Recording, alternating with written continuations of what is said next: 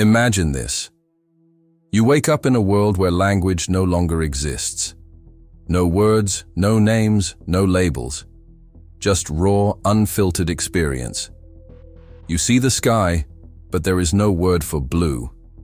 You hear the wind, but it is not whispering, because whisper does not exist.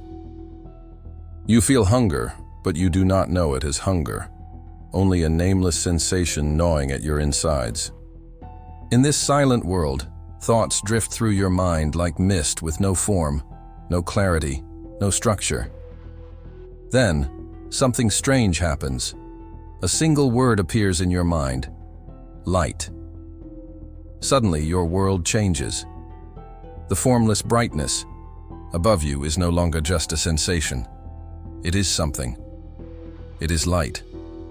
Now, you see it everywhere, piercing through the trees, shimmering on water, casting shadows on the ground. The word has given meaning to the thing, and with it, a sense of control. Now consider this. What if every word you've ever known has done the same thing? What if language is not just a way to describe reality, but the very force that shapes it? This was the radical question that haunted Ludwig Wittgenstein, the enigmatic philosopher who dared to suggest that our world is not made of things, but of words. He proposed that language is not merely a tool for communication, it is the framework of our entire reality. We do not describe the world with words, we construct the world through words. And if this is true, then a terrifying possibility emerges. What if the way you see life is not reality at all, but just a prison built from the words you have been given? Pause for a moment and think about the words that define your life. Success, failure, love, hate, good, evil, freedom, control. These words shape your emotions, your choices, your very identity. But what if these definitions are not yours? What if they were handed to you, taught, imposed, repeated, until you accepted them as absolute truths? What if, without realizing it, your thoughts have been programmed by the very language you use? Ludwig Wittgenstein argued that language is a cage, an invisible system that dictates what we can think, what we can feel, and even what we can perceive. If something cannot be put into words, does it even exist? If an idea has no name, can it be grasped? And if words can be controlled, then can reality itself be manipulated? Think of a child who grows up in a culture where there is no word for freedom. Will they ever conceive of rebellion? Imagine a society where truth is redefined every day. Will its people ever know when they are being deceived? Now, look at your own life. How many of your deepest fears, desires, and beliefs exist only because of the words given to you? How much of your suffering is bound to definitions you never questioned? You say, "I am not successful," but according to whose definition of success? You think, "I am alone," but who told you what loneliness means? You believe, "I am not enough," but whose words planted that seed? And here lies the great terrifying paradox. You cannot think outside of language, but language itself is a construct. If you were given different words, would you be a different person? If you had no words at all, would you be free? This is not just a question of philosophy, it is a question of power. Because if someone else controls the words, they control the world you live in. And if you can learn to see beyond the words, you might just break free. But what does it mean to escape a prison built from language? What happens when you try to think in ways that language does not allow? And most importantly, who is controlling the words that shape your mind? The answer to that question is far more unsettling than you might expect. And once you see it, you will never look at words the same way again. Imagine this. You are in a vast, ancient library. Towering bookshelves stretch endlessly in every direction, filled with volumes written in a language you barely understand. You run your fingers along their spines, desperate to find a single book that tells the truth about who you really are. But no matter which book you pull, the words inside are the same: phrases you have seen before, ideas you have heard your entire life. Nothing new, nothing outside the familiar. Then, a chilling realization creeps in. This library is your mind. Every thought you have ever had, every belief you hold, every emotion you feel is contained within these books. And these books were written before you ever arrived. This is the hidden problem of language. It is not just a tool we use, it is a structure we inherit. Before you spoke your first word, you were already surrounded by a world defined by others. Your parents, your teachers, your culture. They handed you words like bricks, and from them, your mind built walls. Psychologists like Carl Jung and philosophers like Friedrich Nietzsche understood this danger. They saw how language does not just describe reality, it dictates what reality is allowed to be.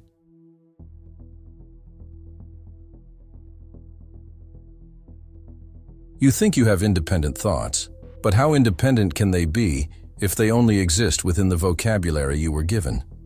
Think about it.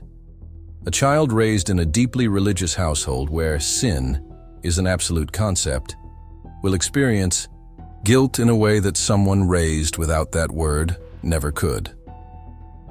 A person whose culture lacks a word for depression may feel the emotion but struggle to conceptualize it. The limits of language are the limits of perception. Wittgenstein put it simply, "The limits of my language mean the limits of my world." But what if your world was designed for you long before you had the chance to question it? The words. That control. You throughout history, those in power have understood that controlling language means controlling thought. It is no coincidence that totalitarian regimes burn books, rewrite history, and manipulate words. When words are controlled, reality is controlled. Take George Orwell's 1984.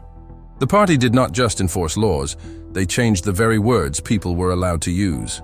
War became peace. Freedom became slavery. The fewer words people had, the fewer ways they could think. With no word for rebellion, how could one even conceive of resisting? This is not just fiction. Look at the modern world. Media, politics, corporations, they are all in the business of shaping the words we use. Social movements are born or crushed by the words that define them. A protest can be called an uprising or a riot. A whistleblower can be called a hero or a traitor. Language is not neutral. It carries hidden control. And then there is an even deeper problem. Your own mind uses language against you. The psychological trap. Imagine you are about to speak in front of a crowd. Your heart pounds, your palms sweat. You tell yourself, "I am nervous. I am terrified." And so, you become exactly that, because those are the words you have given yourself.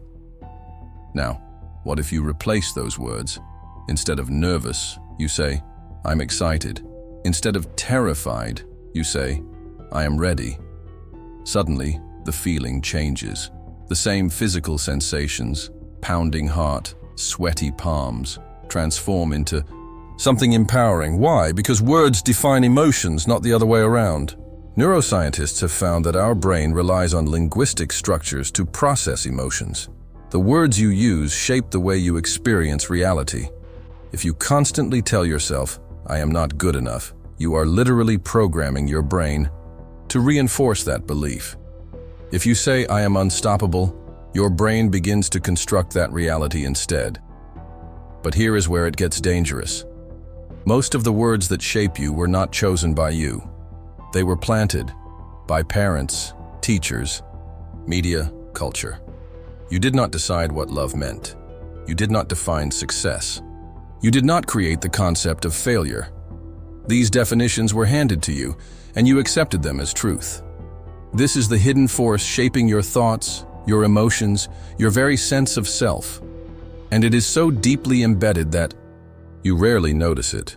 So, the real question is, how many of your thoughts are actually yours? How many of your beliefs exist only because you were given the words to think them? And if you could rewrite the language of your own mind, how different would your life be? This is where the illusion begins to crack. Because once you realize that words have been shaping your world, you can begin to reshape them. But before we get to that, you must first see the full extent of the consequences. Because once you understand how words truly control reality, you will never be able to unsee it. Imagine standing at the edge of a massive labyrinth. You see pathways stretching endlessly in every direction, each marked with signs: happiness, success, love, failure, identity, truth. You think you have the freedom to choose any path, but what if I told you that every path was designed before you ever arrived? Now consider this.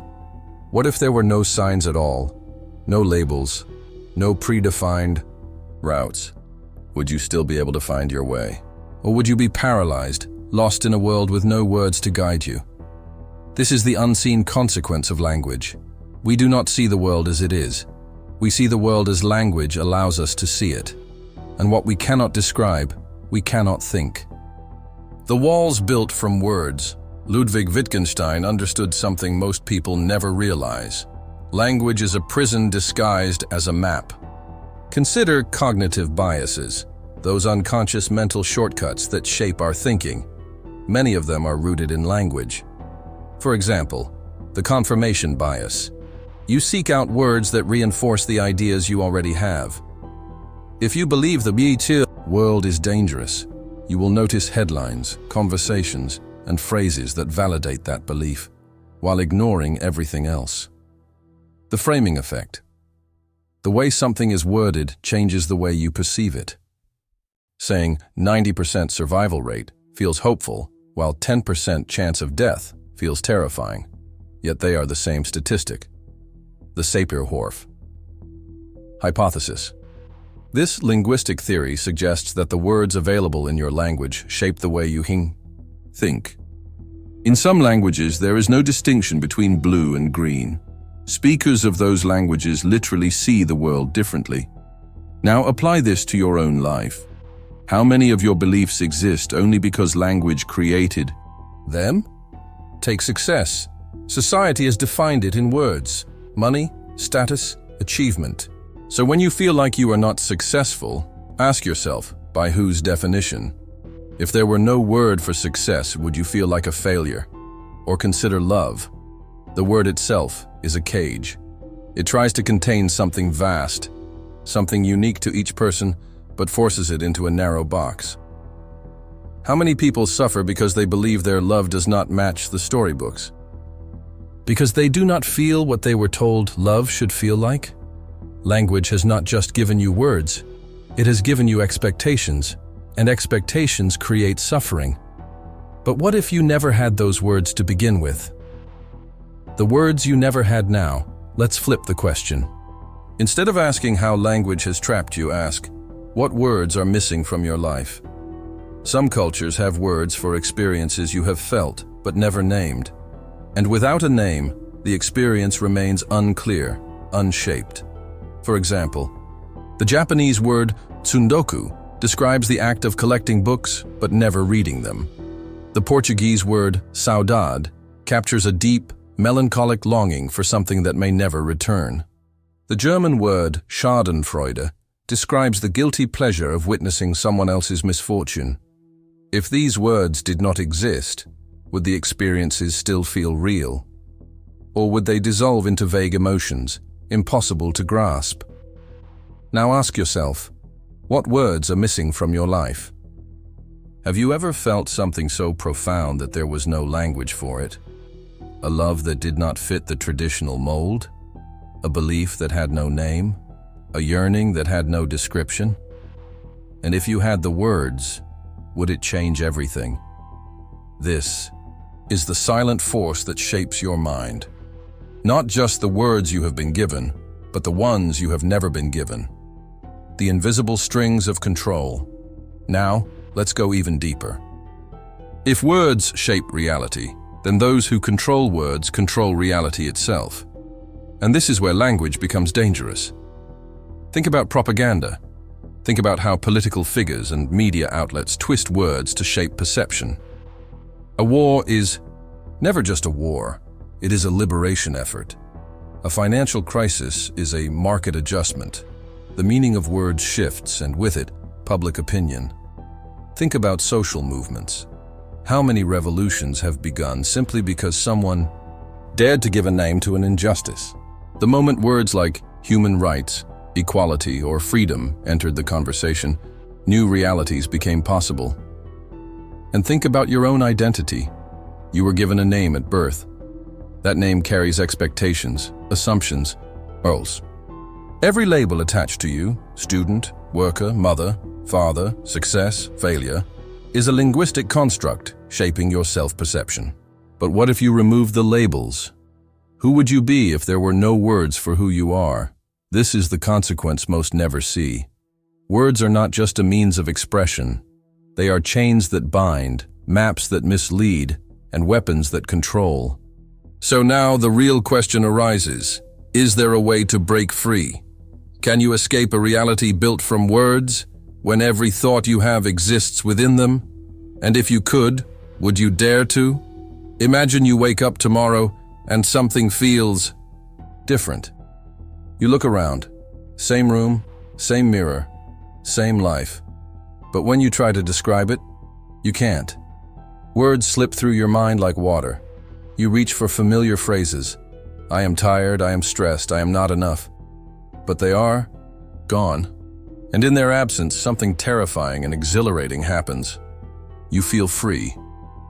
For the first time, you are not trapped inside language. There is no good or bad, no failure, no success, no name for what you are feeling, just raw, unfiltered experience. The limits of your world, once confined by words, have dissolved. You are standing in the unknown. And in this space, anything is possible. Now, imagine that instead of this happening by accident, you chose it.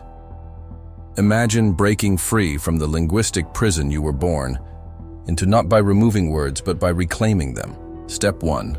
Question everything you have been told.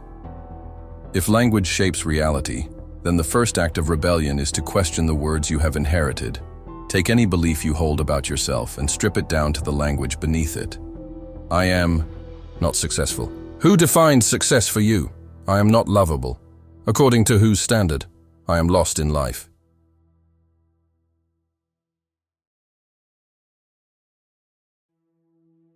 Or were you just never given the right words to describe your path?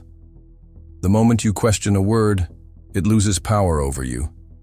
The definitions given to you by society, your parents, your culture, none of them are absolute. They are constructs, changeable, breakable. Consider Friedrich Nietzsche. He shattered traditional morality by exposing how words like good and evil were not eternal truths, but weapons of control. Those in power defined morality to suit their own needs. And once people accepted those definitions, they were bound by them. Now, apply this to your own life.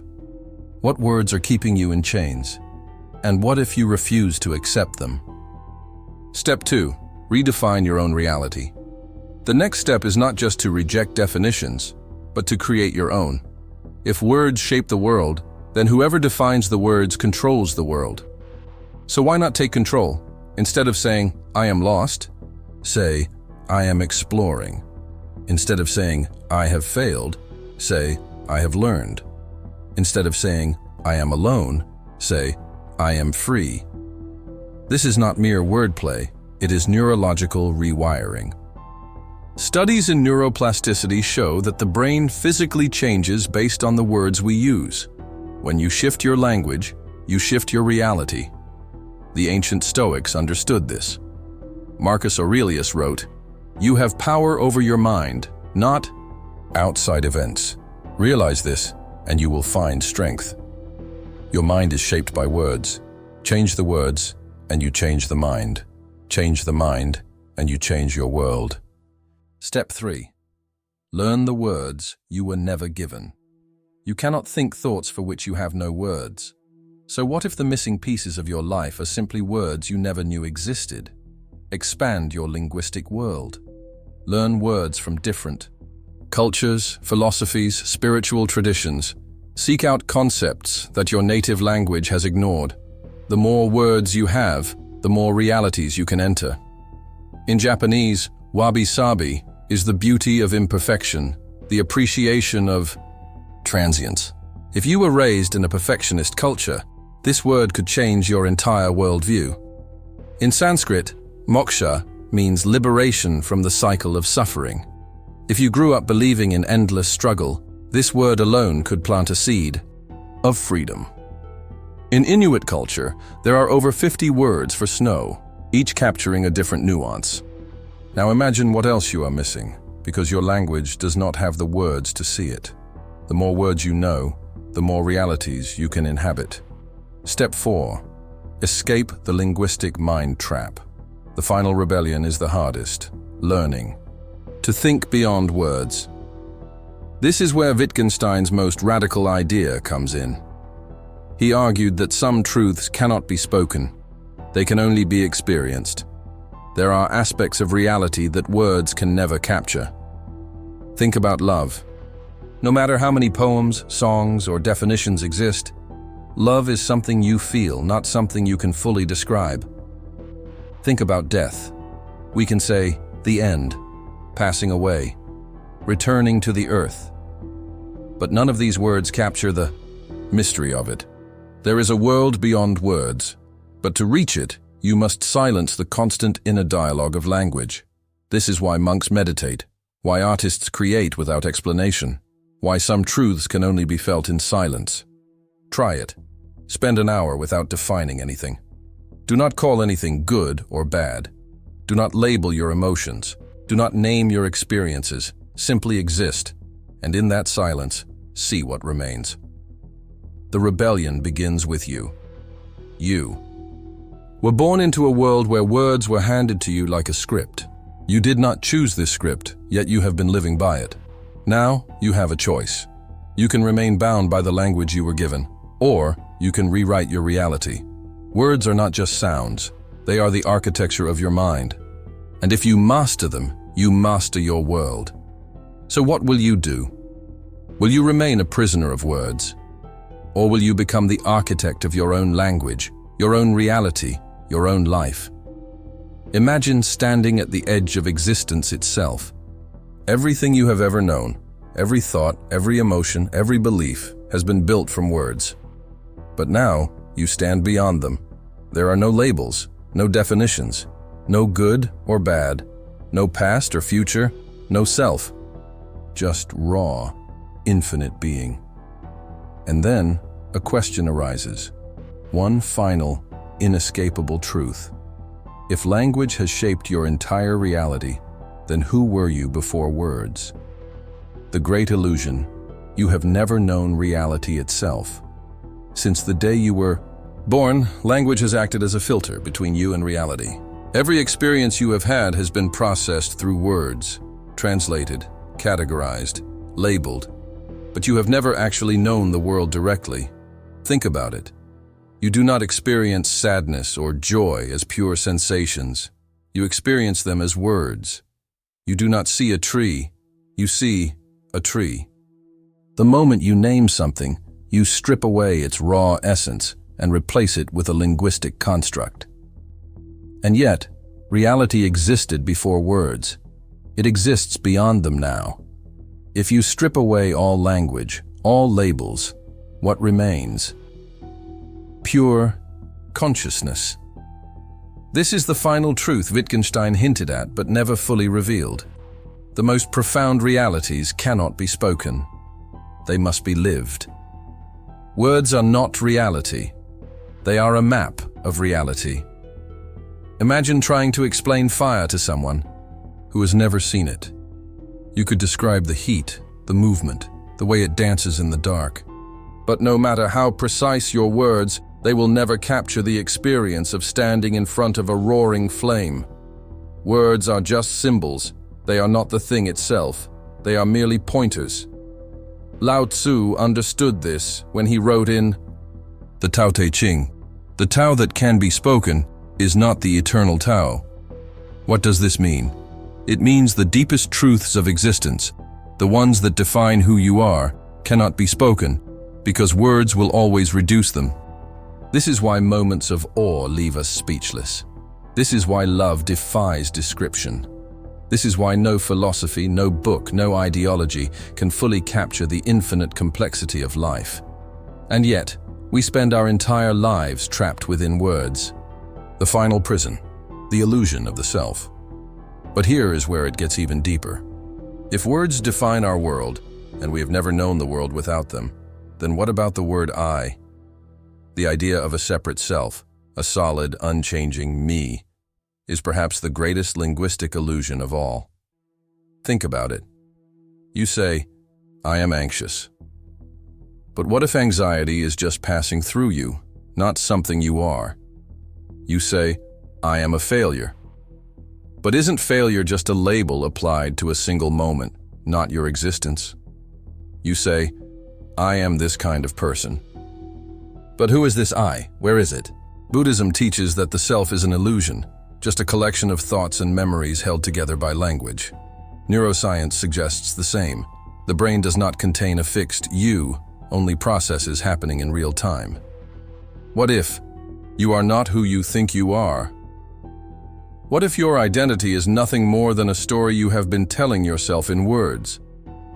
And what happens if you stop telling that story? Breaking free. Living beyond words. Now, you stand at a crossroads. You can continue living within the confines of language, accepting the definitions given to you. You can keep calling yourself successful, or a failure, happy, or lost, this or that. Or you can step beyond words and experience life directly. Instead of saying, I am stressed, simply feel the sensation without labeling it. Instead of defining your identity, allow yourself to change, shift, expand beyond any single word. Instead of seeking truth in language, seek it in direct experience, in the silence beyond words, because that silence is where reality truly begins. The ultimate truth. You are not words. You are something more. You were born into a world of language, but you do not have to die within it. You are not the words you have been given. You are not the labels you have accepted. You are not even the I you believe yourself to be. You are something deeper, something beyond language, beyond thought. You are the awareness that existed before words. You are the silence between sentences. You are the space where infinite possibilities exist.